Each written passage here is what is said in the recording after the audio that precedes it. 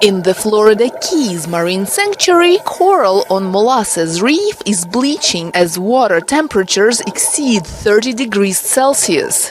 Marine biologist Jennifer Palom says stressed-out coral are expelling the algae on which they would otherwise feed. We're seeing a lot of bleaching all over the reef, especially with the branching corals, the staghorns and the elkhorns, which are some of the most important species to have on the reef. And unfortunately, with the rate at which we saw the bleaching come on, we're looking at a lot of mortality.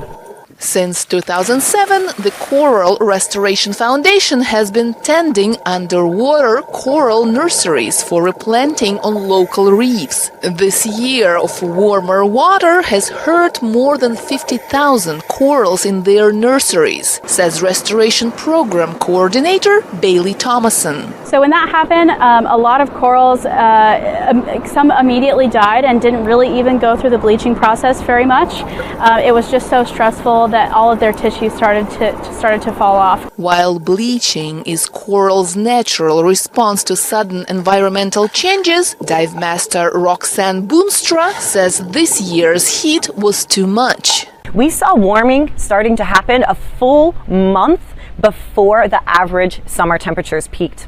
And so now the corals had to work with these extreme temperatures that were unprecedented in our history, and that's why we're seeing bleaching at such a stronger threshold, because the temperatures are so much higher and for so much longer.